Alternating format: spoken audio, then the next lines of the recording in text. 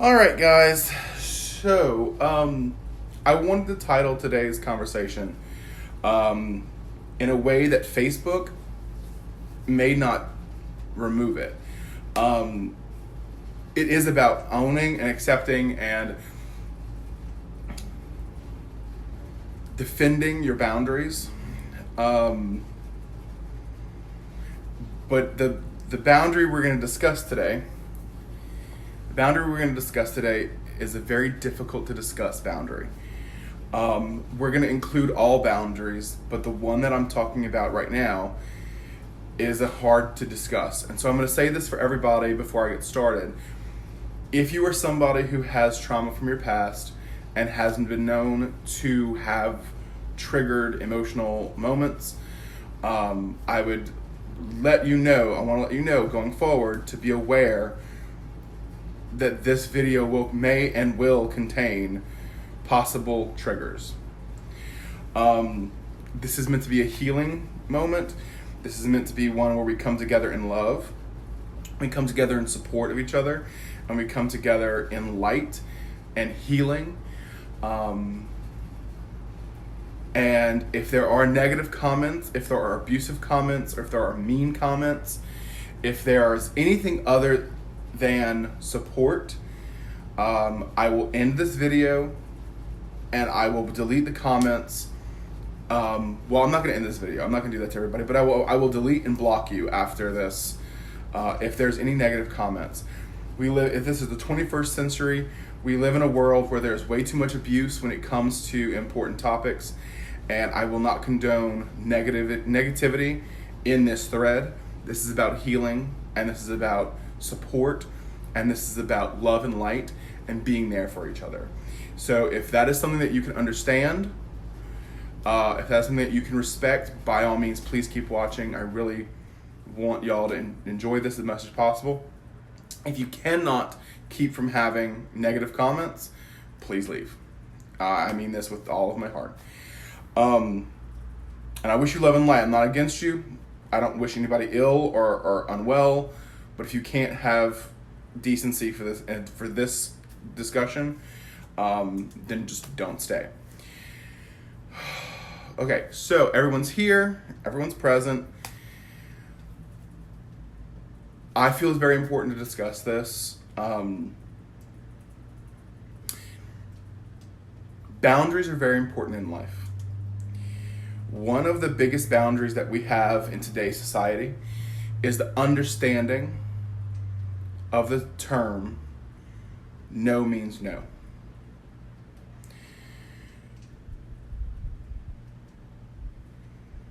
It doesn't matter if you go on a date with the person. It doesn't matter if this person pays for the entire date. It doesn't matter if they convince you that they're not a bad guy. It doesn't matter if every time you say no, they convince you to keep going, because they're manipulating you and they're petting you and they're making you think it's okay. When you've expressed that you do not want to have intercourse, that you are not wanting to do that, no means no. And I say that because last Tuesday, my date did not believe that when I said no, I meant no.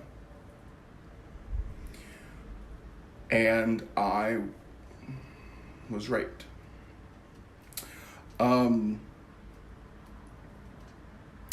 This boundary is very important because one of the biggest boundaries we have in life is physical and bodily autonomy.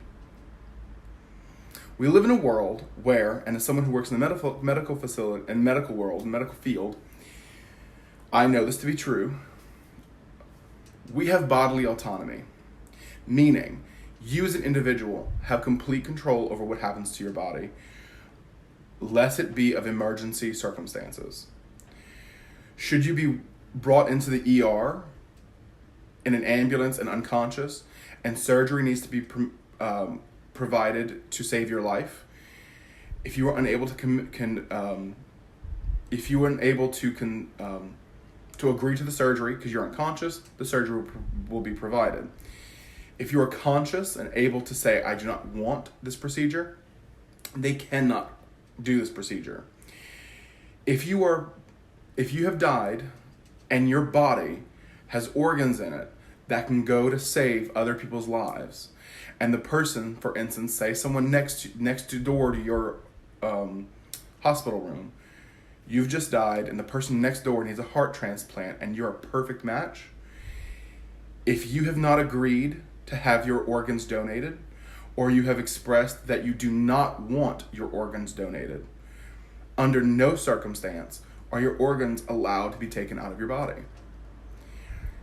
Unless a loved one signs off on your behalf. We have control and ownership of our bodies. Our bodies are ours. No matter what anyone else says, no matter what government decrees, no matter what happens, we have autonomy, even when we're dead. So, when you tell the guy that you are going on a date with that has agreed in multiple times that you do not want to have intercourse, this is not something that you want to do, and even though you willingly went to his hotel room, even though you engaged in sexual activity, it does not give him the right to penetrate you when you have specifically said you do not want intercourse. And this is what happened to me Tuesday. I went on a date. He paid for everything. I kept having red flags. And this is something that I want to bring up spiritually, because I, throughout the whole night, had these very spiritual red flags that kept going off. He told me to go to the restaurant and get there early and get a table. And I got there early, got a table, and I kept feeling, oh my God, I'm going to get scammed. He's a scam artist. I'm going to get scammed. I shouldn't trust him. But I felt like I was just being anxious because I hadn't been on a date in a while. I hadn't socialized with someone that I didn't actually know in ages.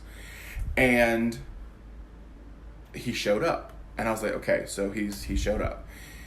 And then we order, and he literally orders, it was a smaller menu, but he literally orders everything on the menu. Everything. And I'm thinking, he's going to leave me with a bill. He's going to scam me. He's going to leave me with a bill. It's a $150 bill. I'll just have to pay it. I'll have to deal with it. I'm sorry, my foot hurts.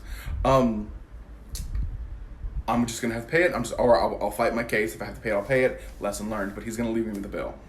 He paid the bill. So far, my red flags are telling me not to trust this guy. And I am finding reasons why to not believe in my ability to read people. And so he asked me to bring him back to his hotel. I said, no, it's not a problem. I bring him back to the hotel. I go park. I go up to the hotel room, and we hang out. We're just hanging out. I'm not going to get into gory details. We're just talking, and everything's fine. I had made it expressly clear before we got together for the date, and once I had gotten up to the hotel room, that I did not want to have intercourse. Long story short, he proceeded to do this 3 times. I told him each time, no, don't, it hurts. And then he would begin to manipulate me between each time, stopping, reassuring me, cuddling, all these different things to let me know that I'm okay and that I should trust him.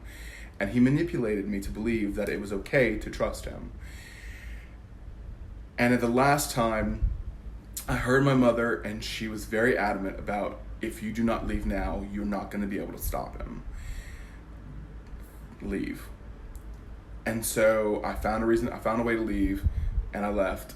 And the whole time, all I'm thinking is, Sean, you're gay, you're male, you can't be raped because you're a gay man, and you're supposed to want to enjoy sex, and you're just anxious, you're just nervous, you're just having all these fears. just do it, and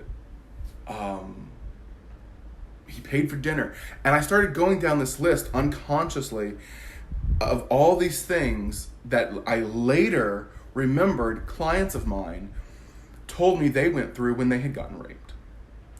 And it didn't even register to me in that moment that I was telling myself the same validations that all these previous women and men that I had spoken to who had been raped had gone through the same thing.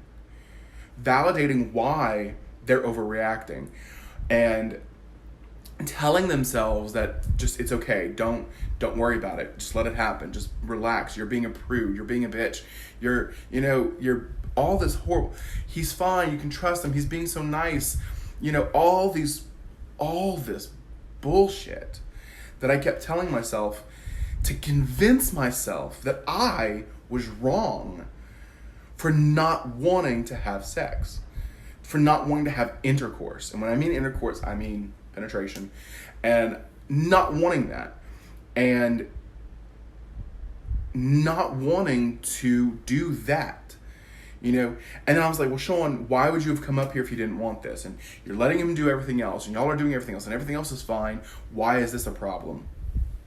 And then there's this age-old adage that I hear from some gay people where it's like, gay men can't be raped. And, it's just like, just enjoy it, relax into it, have fun. And I'm not mad at anybody. I'm not mad at anything. I'm not angry. I'm saddened because there's this thing that happens to people when they're being raped that tries to shut themselves down and tells themselves, I'm the problem here. And that's bullshit. One, I'm 500 pounds. I'm a man. I have already been told, well, why didn't you leave? Why didn't you fight back? Why didn't you make him stop? I was raised in my life with a majority of women who did not really believe in causing drama. I was taught to be a pacifist. I was taught to be nurturing and caring and compassionate. And I was also taught in school, when I would say that I was attacked and nobody would believe me. When I would be jumped and things broken and bullied and had horrible things to me, groped in gym class because I had breasts. And my student counselor telling me, well, Sean, everyone has an issue with you. That means you have the problem. You're unable to get along with people. And so when I would discuss that I was being abused, nobody believed me. And as a child, that screws you up. It tells you that when something bad happens to you, there's nobody that you can tell, and nobody's going to believe you, and you're making it up in your head, and you're the one with the problem. And that is not true. So when I left Tuesday after being raped 3 times by the same guy, I thought I should call the police. I should do something about this. But then I realized there is not a police officer alive who's going to show up and see my fat ass and him, who he was taller than me, he was like 6'2".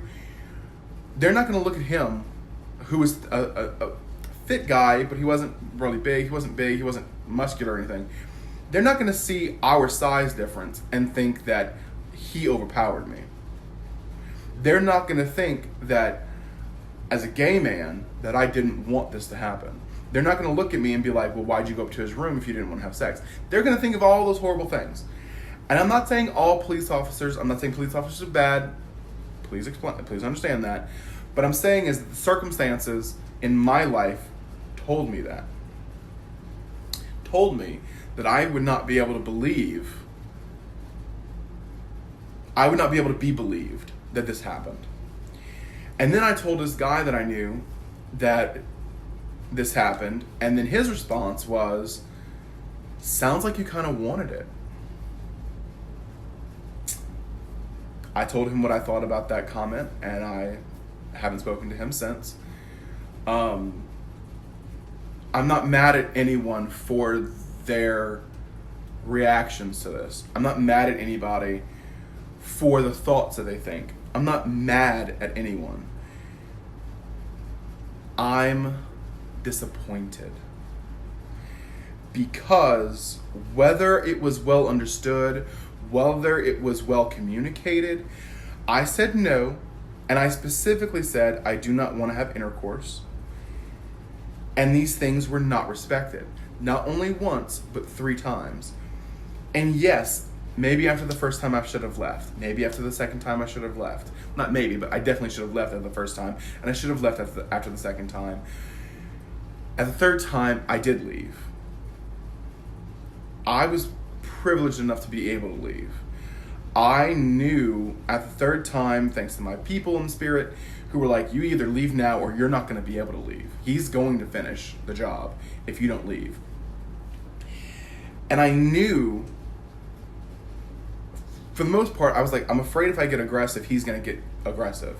And it's going to be aggressively a problem. I was afraid that I would throw a fit and security would get called and he would make me out to be the bad guy. All this horrible stuff was going through my head, and I was like, what do I do? And I froze. It's like my brain flipped on me, and it was like, just grin and bear it. Just grin and bear it. Just grin and bear it. And I started crying, and I started praying to my people, and I was like, I don't want to do this. I do not want this. And then I heard, you leave now or it's going to happen. And so I started talking about how I have a back injury. My back was really hurting because he was on top of me. And he got up, I went to the bathroom, cleaned up, got dressed, and I left.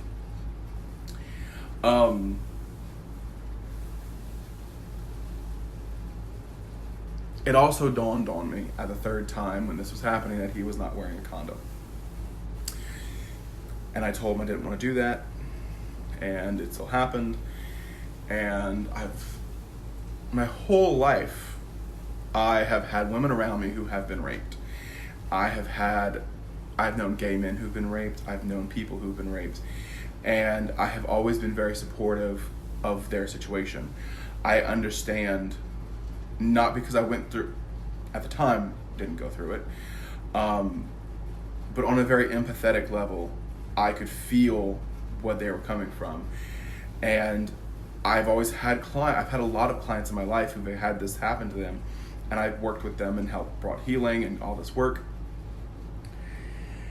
And so at some point I just kind of acknowledged that this was a thing that I had to go through spiritually, to bring this conversation about boundaries and acknowledging your validity to being raped.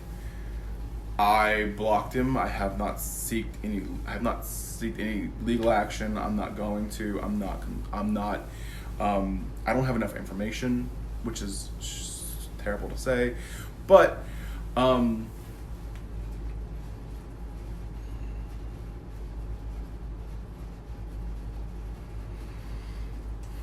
boundaries. No means no, first and foremost. No means no. No means no for everything.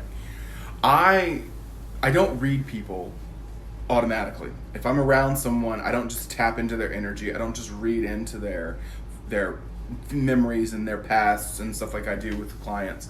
I don't just start reading for people. I've always considered that spiritual sexual assault. I've always seen that as an invasion of privacy. And I do pick up energy from people, and that's going to happen because we're energy beings and we put off a field, and we all pick up energy at all times, and there's nothing you can really do about it. I just kind of ignore it. But I don't just sit there and read people and get their life stories. I don't read people's journals. I don't invade people's space. I don't... all of these levels of information, of levels of boundaries are important. Physical, mental, spiritual, emotional boundaries let us know where we are in our lives. Boundaries, boundaries that say, no, this is mine in my space. This is going to be hard. My father never respected my boundaries. I, to this day, am kind of fucked up because of that. Because I don't like people in my bedroom. I don't like people going through my closets. I don't like people looking through my stuff. Like, growing up, my father had this thing about, he'd buy me something, and then later, a year or so later, he'd throw it away, and I'd be like, well, what happened to my toy or whatever? Oh, I threw it away. Well, it was mine, it's not yours to throw away. Well, no, I paid for it, so it's mine. I'd be in my bedroom watching TV or whatever, and he'd walk in, and I'd be like, what happened to knocking? And he's like, it's my house, I don't have to knock.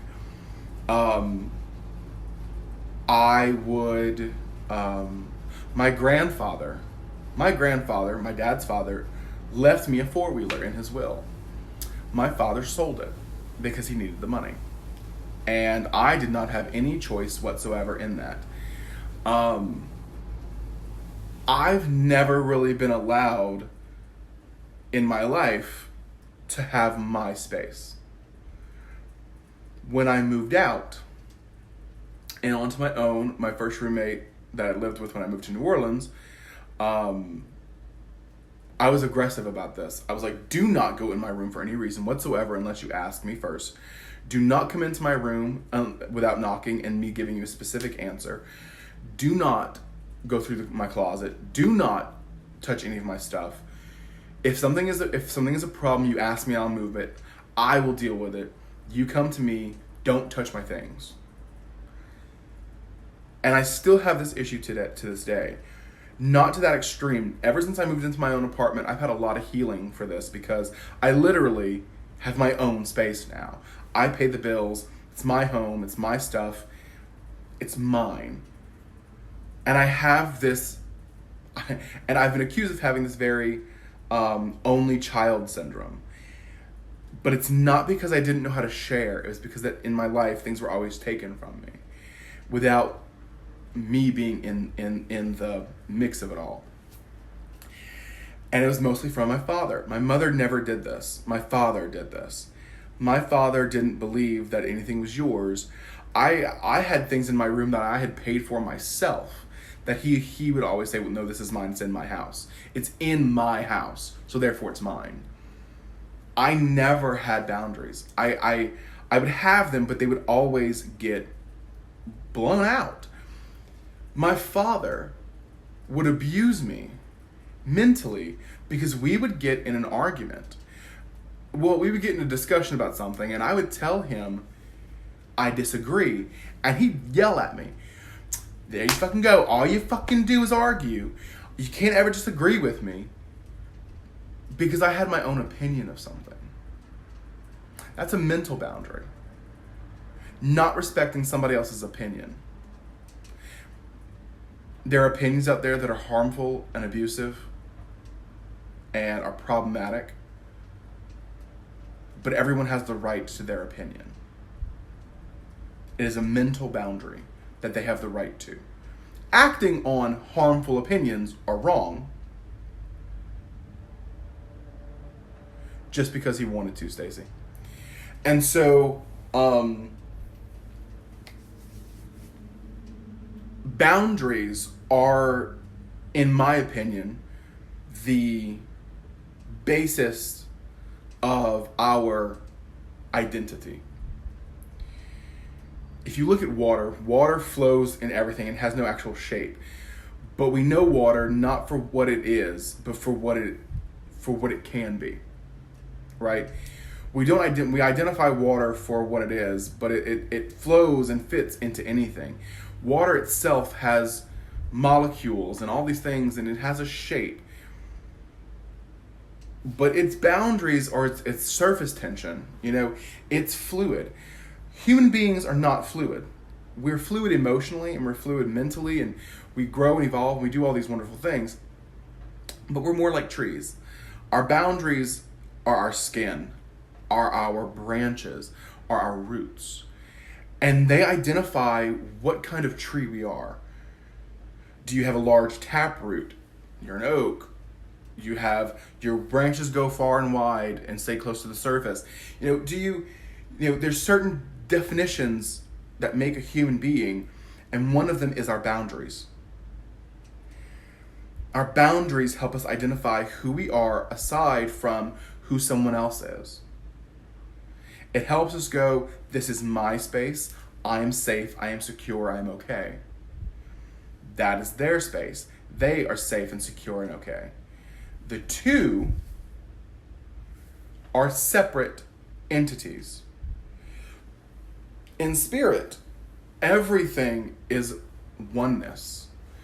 Everything has boundaries based on energy and feeling, not physicality. In life, we come into this world to understand boundaries, to understand self-identifying individualism. And we incarnate to understand, respect, and love for that self-identified individualism. And the one thing that is very problematic about boundaries getting ripped away is it can cause severe mental trauma.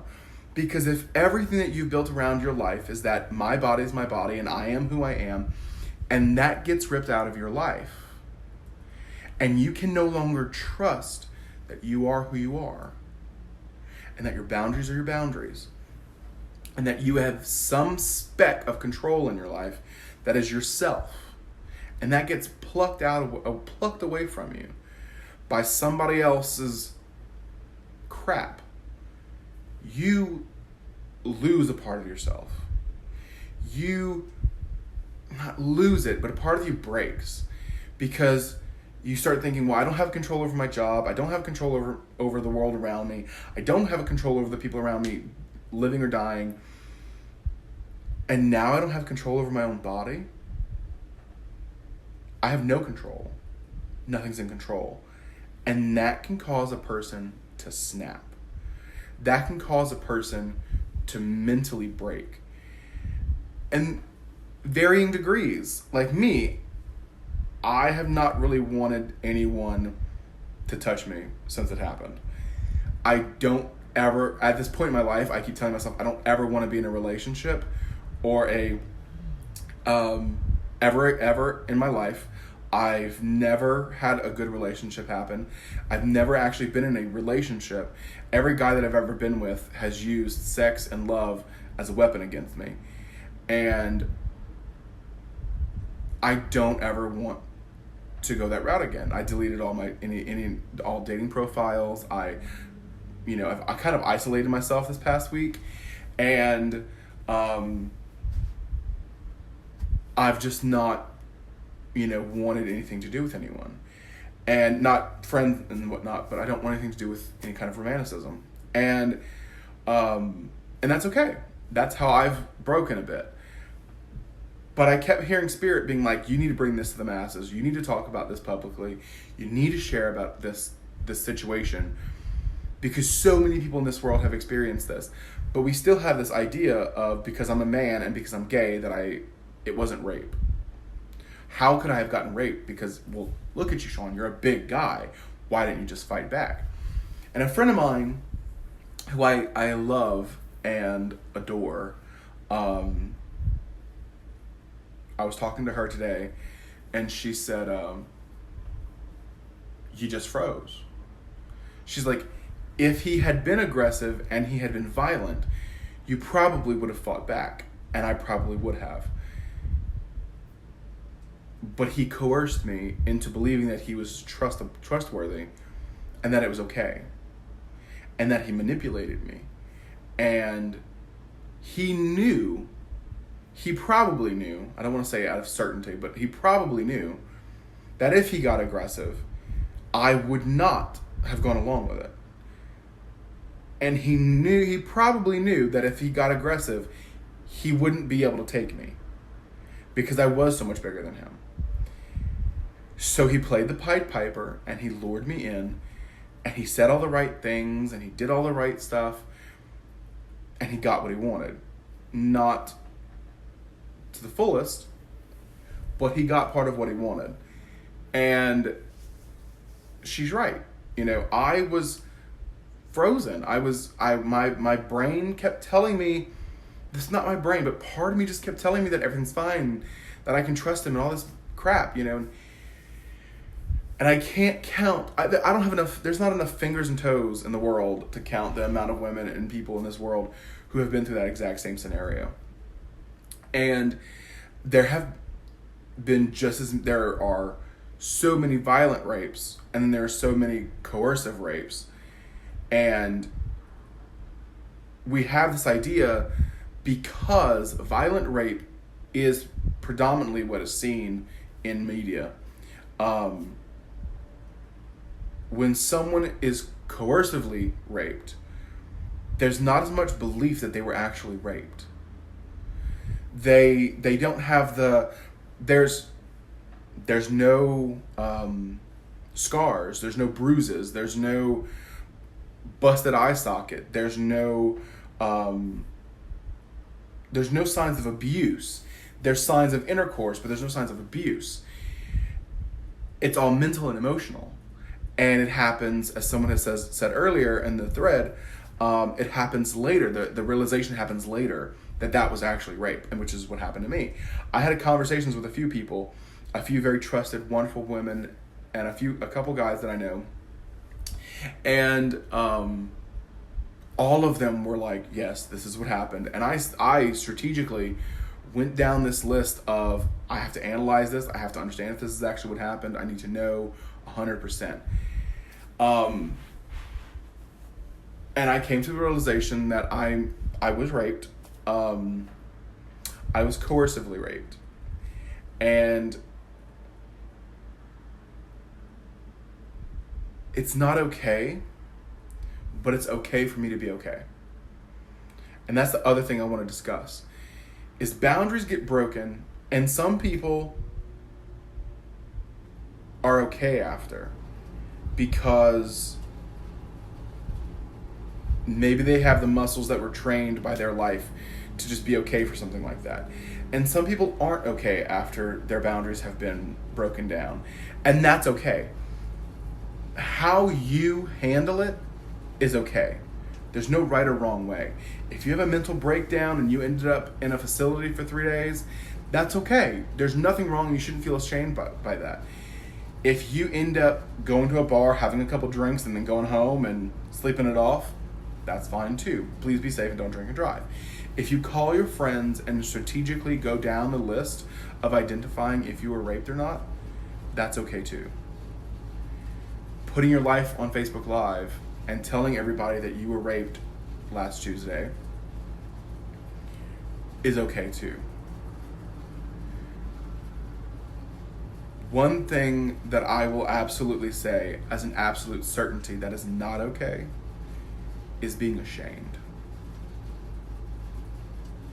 I'm ashamed when I get on stage and I sing karaoke and I fuck up a song. I'm ashamed. I should know better. There's no way to know better about how to deal with being raped. There's no way to know better about how to deal with having your boundaries violated. There's nothing about this situation or this action to be ashamed of. And I want you all to say this to yourselves, whether you have experienced rape or not, or you know friends who have or not, whether it is something in your life or isn't. It is not, there's nothing to be ashamed of for having your boundaries violated. The only thing that is not healthy and not okay to do after being raped or having your boundaries violated is to feel ashamed. I support you and understand if you do feel ashamed. And I'm not telling you not to feel it, but I am telling you not to wallow in it. Don't own that shame as yours. Do not act as if you're the problem or as if you have a reason to be ashamed. Be angry, be sad, be depressed, be broken, be all those things. But shame and ashamed should not be one of those. I am not ashamed of what happened. I'm mad at myself because I did not listen to my red flags. I'm ashamed as an intuitive and a healer that I did not listen to my flags. I did not listen to my people in spirit. I did not trust my higher self and my soul to know that something was wrong. I'm ashamed of that. And I will be better going forward. But I will not, under any circumstances whatsoever, be ashamed that I got raped. I will not let anyone else tell me that I should be ashamed of being raped. I'm not going to let anyone else tell me that I wanted it. I'm not going to let anyone tell me that I was asking for it. I'm not going to let anybody tell me that I was Little Red Riding Hood and went off the beaten path and deserved getting eaten by a wolf.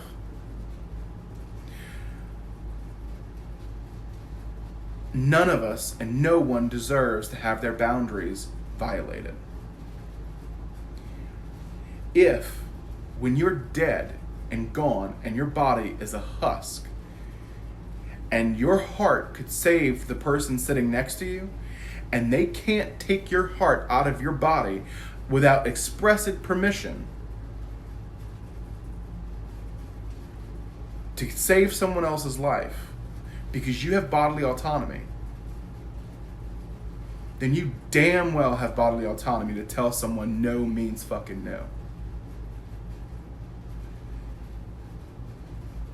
Boundaries identify who we are. They help give us shape. It gives us order and structure in our lives for who we are as an individual. Strong boundaries are important. Whether those boundaries, I have broken these boundaries with people left and right sometimes. I am a person who will call you. Okay, I have a lot of friends who just want to text, and I will call them left and right. They won't answer, or they'll text me back saying they can't talk, and I respect that, and I leave them be. So if you have that friend that you don't want to talk to because you're busy, and you don't want to, you only want to text, tell them that is a boundary. That's a boundary. I don't want to talk right now. I'll text you, but don't call me. If your friends do not appreciate or respect that boundary, they are not friends. If you say, I'm busy, don't come to my house, and somebody knocks on your door, that is disrespecting your boundary. You have every right to go to that door, don't open it, and be like, I told you not to come to my house, I'm busy, go away. You're welcome to put it however you want. Hey, look, I'm really not feeling well, please go, I don't want to see anyone today. Or you can be like, bitch, go away. You can do it however you want. There's no need to be respectful and kind at that moment because you said no, and they did it anyway. If you were having sex with someone, actively, foreplay, all that stuff, and you're getting hot and heavy, and you tell him, no, I don't want to do this one specific thing, and he does that one specific thing anyway, it's fucking rape, and you have the right to get up and leave. You have the right to say, no, these are my boundaries. Don't do that. If someone keeps asking you about an event that happened in your life and you don't want to talk about it, say no. That is a mental boundary. If you're emotional and someone seems to be feeding off of it like, oh, it's okay, I'll take care of you, everything's fine, I got you, and they just start telling everybody your drama and they spread, that is a boundary. That is a boundary of trust. And they broke it. You have the right to tell them how you feel.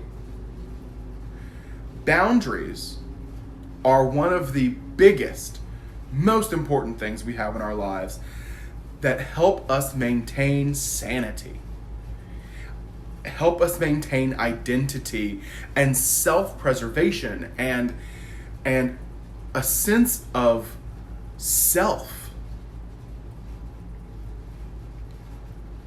Your boundaries are worth their weight.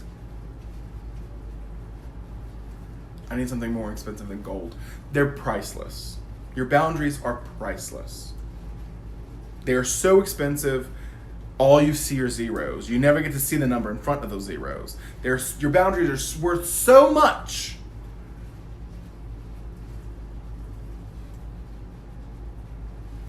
You literally cannot quantify a price on it. I do tell you to challenge your boundaries. A lot of boundaries can be built out of fear. Boundaries of, I'm an artist and I'm afraid to put my work out there because someone's going to criticize me. So you have this boundary of fear. That's not a boundary of self. It's a boundary of fear. Always challenge your boundaries, because some boundaries will hinder success. Some boundaries will limit you. And those need to be challenged, and those need to be taken down. But most of your boundaries are there to keep you safe.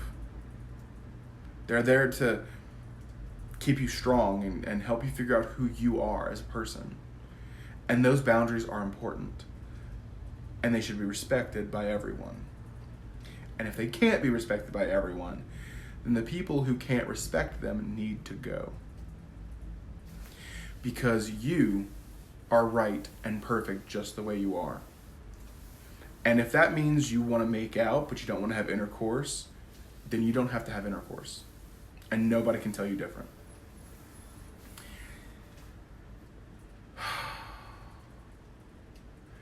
Boundaries, boundaries, boundaries. Respect them. Appreciate your boundaries. But challenge some of them. It's okay to grow. It's okay to evolve. It's okay to get beyond where you are in your life. And it's okay it's okay for your boundaries to change. But you have to be the one who changes them. You can't let someone come in and knock them down and demolish them. This isn't ruins that need to be taken out. It's your foundation. It's part of who you are. And the only person who has the right to change and evolve and manipulate your boundaries are you. So long as you're doing them in a healthy, respectful way. Because more importantly, and I'm going to get real close to say this, more importantly than anyone else respecting your boundaries is you respecting your boundaries. Because if when you say no and you don't stand behind that no, you can't expect others to do the same. I am not saying that you are at fault for your boundaries being broken. But you have to stand behind your boundaries more than anyone else. And you have to respect your boundaries more than anyone else. And if you can't respect your boundaries, healing needs to happen. Whether it be through Reiki or healing touch or therapy or praying, whatever works. But if you can't respect your boundaries, you need to heal something. Because your boundaries, by all people, need to be respected by you the most, by yourself. I know this topic is hard to discuss. 10 minutes before I started this live broadcast, I was like, I messaged a friend of mine and I was like, I don't think I can do this. I don't think I can get on there and tell everybody I was raped. And it happened less than a week. I mean, it happened last Tuesday. It happened less than a week ago, and almost a week ago. And am I ready? Can I do this? Can I tell people that I was raped a week ago? for the first time in my life, I don't know how. I know how I got up here and did this. I've always taken the hardships that have happened in my life and used them to help other people heal. I acknowledge that is my gift. That is my strength, is to use what I know I can handle to help others heal in what they may not be able to handle themselves. And I gladly and proudly wear that cape. But I can't make you stand up for your boundaries. I can't be there to endure your boundaries being disrespected for you.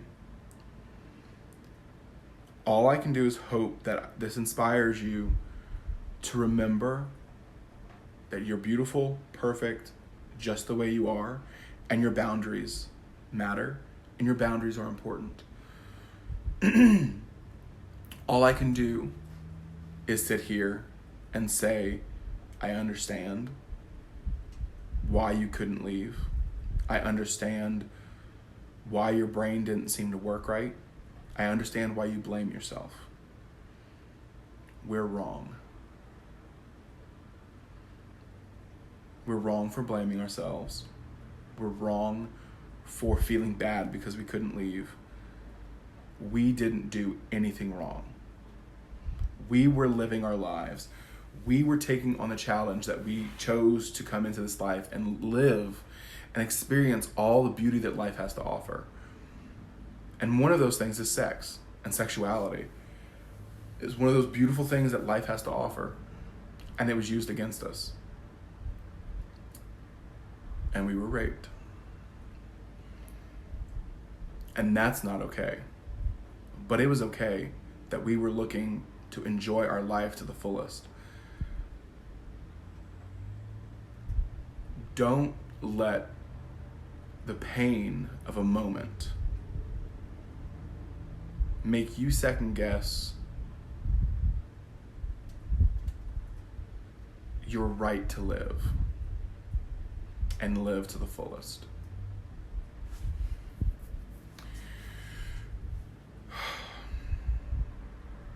If anyone ever would like to talk, if anyone would like to